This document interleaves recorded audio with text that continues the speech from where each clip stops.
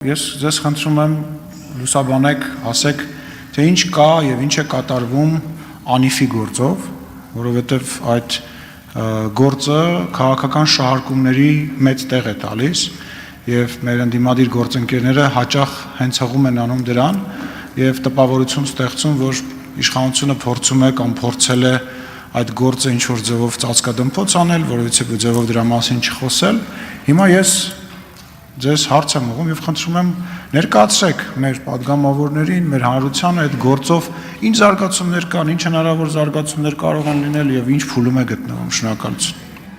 Շնորհակալություն, պարոն Սիմոնյան, շնորհակալ եմ հարցի համար։ Ես տրամադրվել էի արդեն եզրափակիչ ելույթում այս հարցին անդրադառնալ, որովհետեւ ակնկալում էի հանրային քննարկումներին հետևելով, որ այս հարցը կհնչի, շնորհակալ եմ, որ հարցը բարձրաձայնեցիք, էլի չվնասելով նախաքննությանը, որովհետև ակտիվ նախաքննության փուլում ենք գտնվում եւ առաջիկայում նաեւ քրեական հետապնդման հնարավորությունները չենք բացառում շատ կարճ ժամանակահատված հետո, ուղղակի կարճ նշեմ, թե քննությունը այս պահին ինչ հիմնական ուղղություններ է ներառում, որովհետև մի շարք լրատվականներ տարբեր պարբերականությամբ իրենց ուսումնասիրություններն են հրապարակում, ենթադրելով, որ քննությանը դրանք հայտնի չեն, բայց այդ հրապարակումները եւս դառնում են ուսումնասիրության առարկա։ Շատ կարճ ուղղակի նշեմ, որ անիֆի աշխատակիցների կողմից ենթադրյալ չարաշահումներ թույլ տալու վերաբերյալ քննչական կոմիտեի հատուկ հանձնարարություններով գլխավոր վարչության վարույթում գտնվող քննության շրջանակներում քննվում են անիֆի աշխատակիցների կողմից բարձր աշխատավարձեր եւ պարգևավճարներ ստանալու հայկական ավիաուղիներ Փակbaşıնետիրական ընկերության Flyarna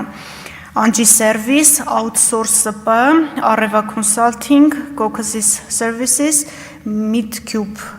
K&G, Masdar,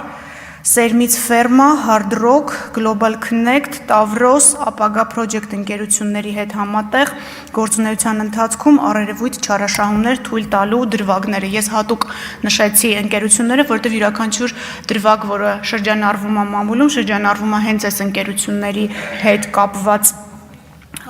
դրվագները նկարագրելով, սրանք բոլորը քննության առարկա են քննչական կոմիտեում եւ ինչպես նշեցի, եթե հոդվածները հետաքրքիր են կարող եմ թվարկել, դրանք հիմնականում 277 հոդվածն է քրեական օրենսգրքի, 256-ը ծանրացնող հանգամանքներում, մի քանի դրվագներով եւ մի շարք անձանց վերաբերյալ եւ առաջիկայում կարծում ենք, որ մենք հանրությանը արդեն պատրաստ կլինենք ներկայացնել, թե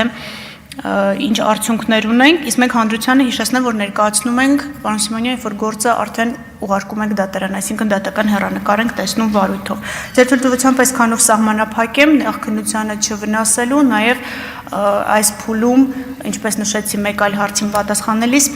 ոչ ամբողջական տեղեկատվություն չներկայացնելու նկատառումներից ելնելով, բայց առաջիկայում իհարկե ավելի մանրամասն կհրապարակենք։ Արձագանքեմ ձեր թույլտվությամբ, եթե հնարավոր է նախաքննության գաղտնիքը չխախտելով, կան եղել են արդյոք նախկին ներկա պաշտոնյաներ, որոնք այս գործով հարցաքննվել են, բացատրություններ են տրվել եւ արդյոք հիմա կա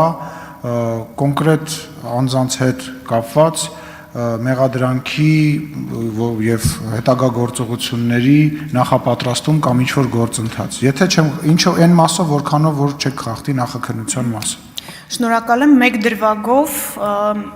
բավական լուրջ գումարի մասին, մոտ $2 միլիոն մասին է խոսքը, մեկ դրվագով ունենք արդեն հեռանկարով քննություն, հեռանկարի նկատի ունեմ քրեական հետապնդման եւ այո, հարցաքննվել են եւ շարունակում են հարցաքննվել, ոչ թե բացատրություններ, այլ քանի որ վարույթի շրջանակներում տարբեր կարգավիճակներով են հարցաքննվում անձինք, պաշտոնատար անձինք այդ թվում, ովքեր առնչություն են ունեցել անիֆի գործունեության հետ։